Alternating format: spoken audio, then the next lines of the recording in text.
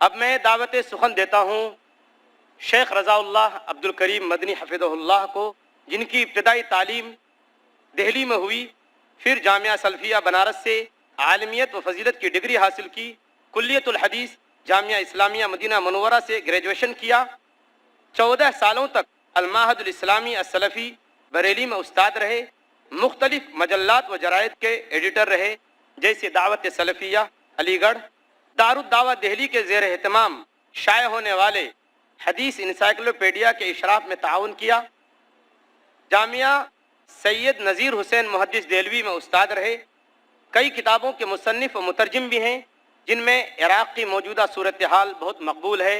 میں انتہائی ادب کے ساتھ گزارش کروں گا شیخ رضا اللہ عبد الکریم مدنی سے کہ وہ تشریف لائیں اور اپنے مواعظ سے ہمیں فائدہ اٹھانے کا موقع دیں۔ شیخ رضا اللہ عبد الکریم مدنی حفظہ اللہ۔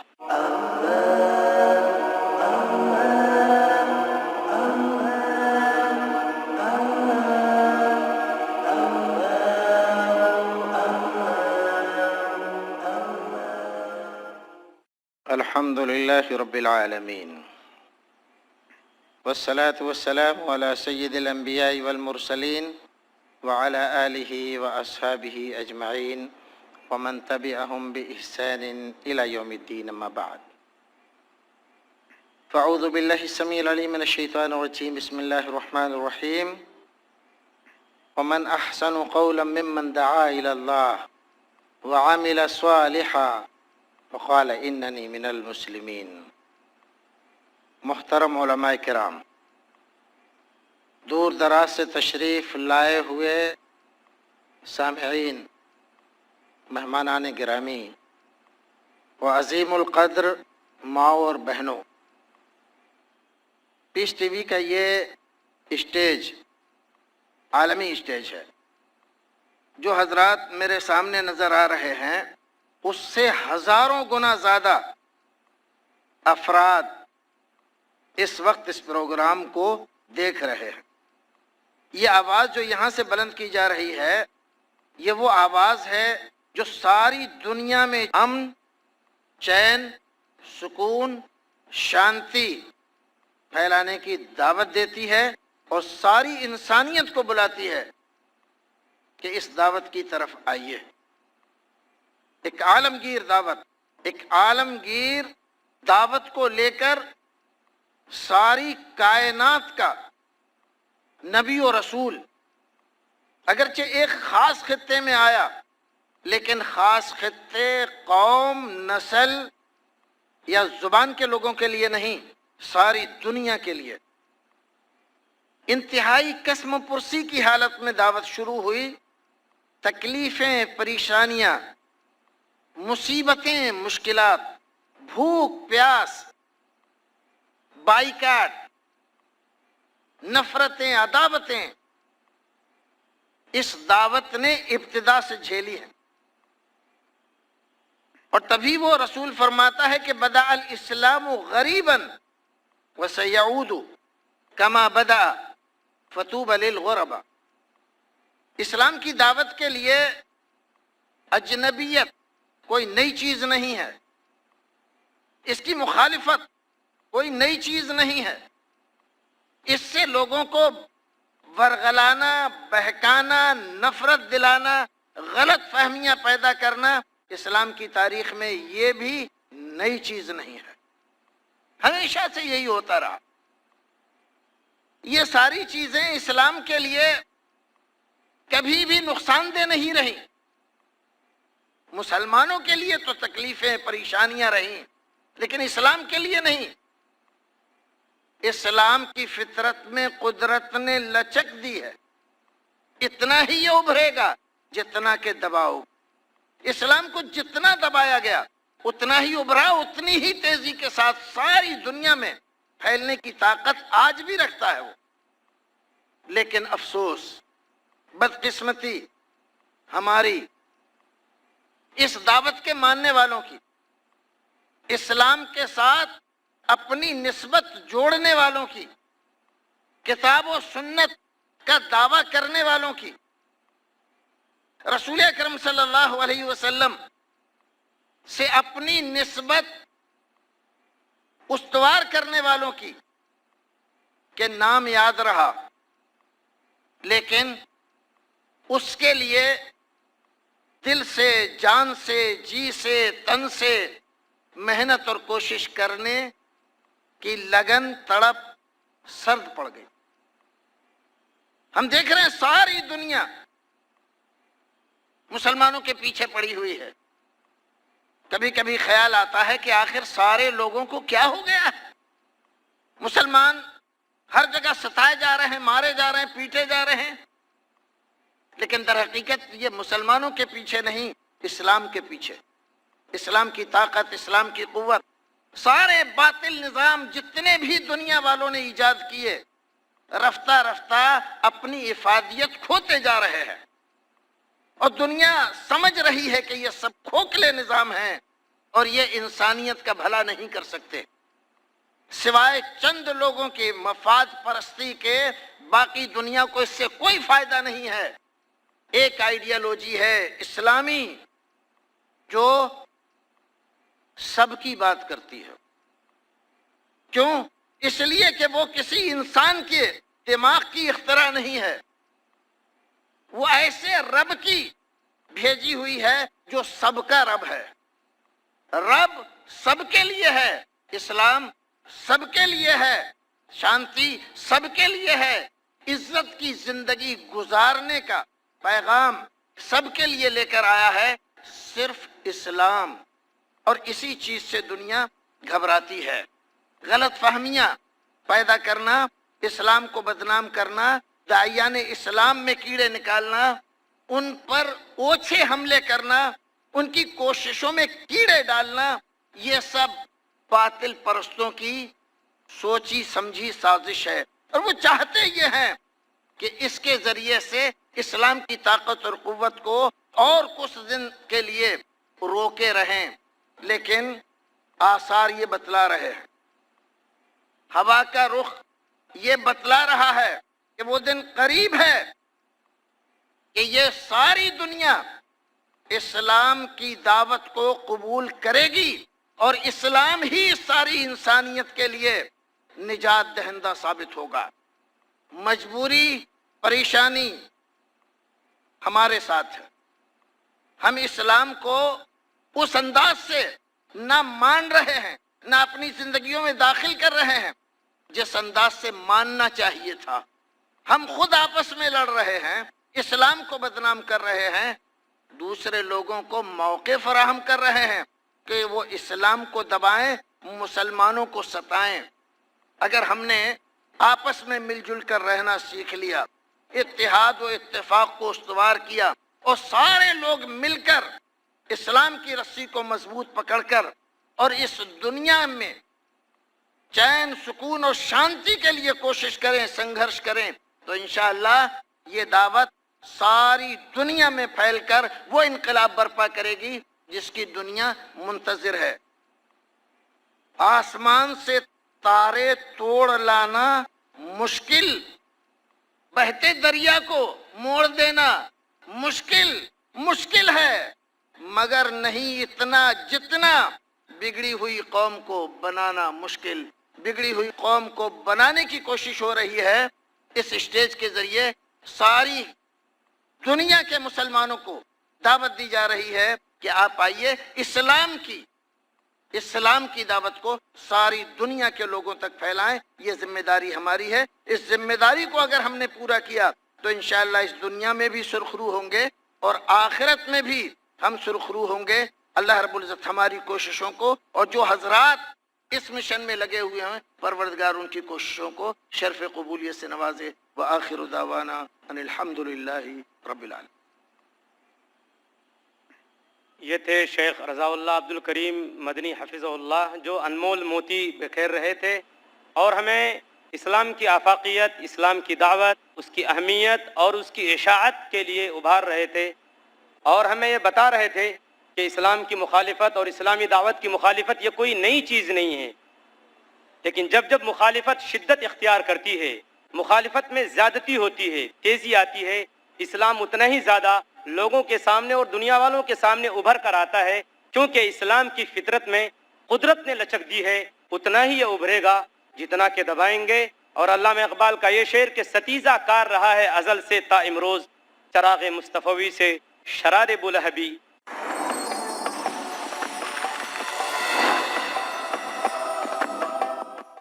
اب میں اس کے بعد دعوت سخن دوں گا مولانا ولی اللہ صاحب سعیدی کو، جن کا تعلق مولوی گنج لکھنؤ سے ہے.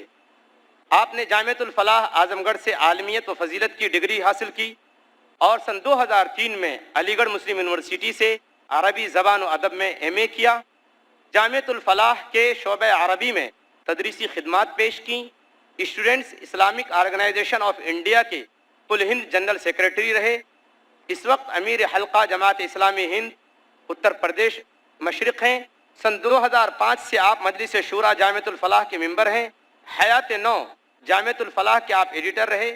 مختلف بین الاقوامی کانفرنسوں میں شرکت کی، جیسے ڈھاکہ کانفرنس بنگلہ دیش، مکہ کانفرنس زیر اہتمام رابطہ عالم اسلامی مکہ مکرمہ، وزارت اوقاف کویت کے زیر اہتمام مختلف پروگراموں میں شرکت کی. اور آپ پیس ٹی وی کے مقرر ہیں. میں دعوت سخن دیتا ہوں مولانا ولی اللہ صاحب سعیدی کو کہ آپ تشریف لائیں اور اپنے مواعظ حسنہ سے ہم سب کو فائدہ پہنچائیں. جناب ولی اللہ صاحب سعیدی حفظہ اللہ.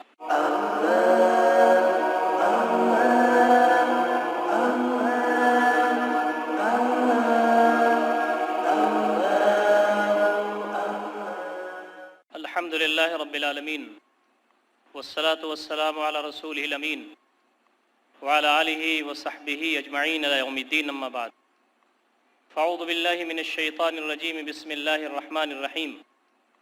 یریدون لیطفئوا نور اللہ بافواہہم واللہ متم نورہ ولو کرہ الکافرون. هو الذی ارسل رسولہ بالہدی ودین الحق لیظہرہ علی الدین کلہ ولو کرہ المشرکون. صدق اللہ العلی العظیم. قابل احترام محترم ڈاکٹر ذاکر نائک صاحب، محترم مکرم فاضل علماء کرام، اس پروگرام میں شرکت کرنے والے بزرگوں، نوجوان بھائیوں، عفت مآب ماں اور بہنوں، اور جہاں تک میری آواز پہنچ رہی ہے محترم ناظرین کرام، دل کی رگوں کی گہرائیوں کے ساتھ آپ کو ہدیہ سلام پیش کرتا ہوں. السلام علیکم ورحمۃ اللہ وبرکاتہ.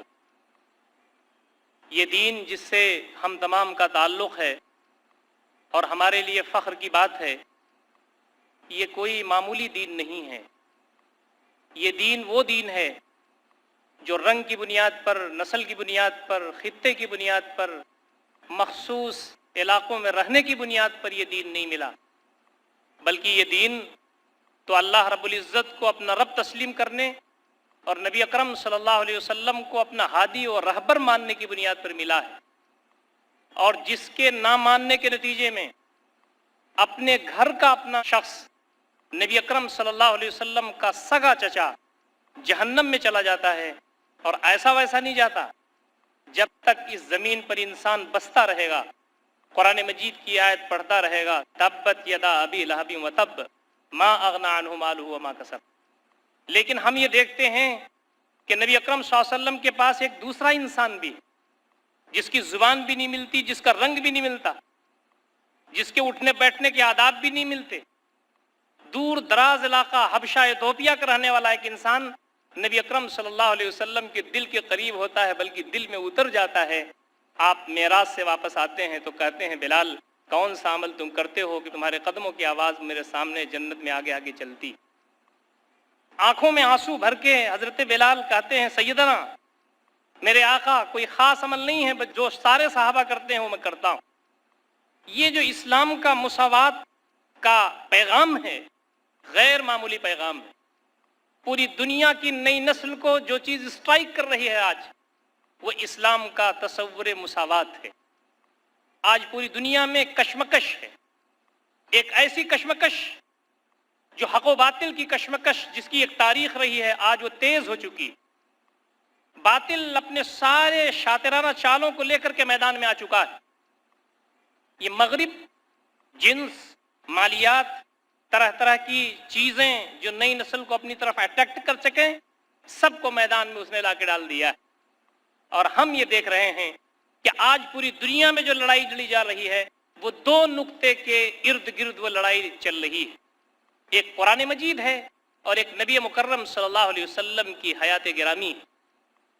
قرآن مجید کے سلسلے میں کیا کچھ ہو رہا ہے پوری دنیا میں یہ ڈھکی چھپی بات نہیں. کتنے دلوں میں کتنی خباثتیں بھری ہوئی ہیں اور نبی اکرم صلی اللہ علیہ وسلم کی حیات مبارکہ کے سلسلے میں کیا کچھ پروپیگنڈے پوری دنیا میں ہو رہے ہیں ہم تمام بخوبی اس سے واقف. یہ دو نقطے ہیں جس پر پوری دنیا میں اس وقت سنگھرش چل رہا ہے. باطل یہ چاہتا ہے کہ اسلام کی اس مومنٹ کو، اسلام کی اس غلبے کو، اسلام کی اس طاقت کو جو اسلام آ رہا ہے، جس کو روکنے کے لیے کوئی طاقت نہیں ہے کوئی اس کو انشاءاللہ روک سکے، اس کے لیے پروپیگنڈے پوری دنیا میں ہو رہے ہیں.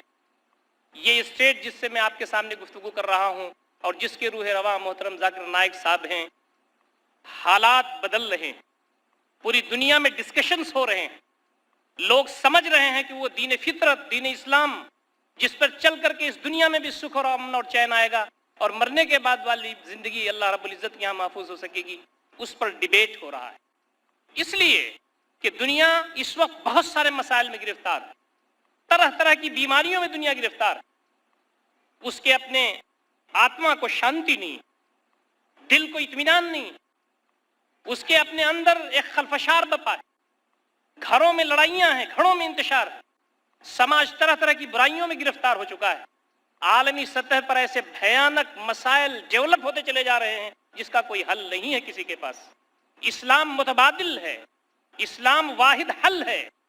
یہ ہے کیسے؟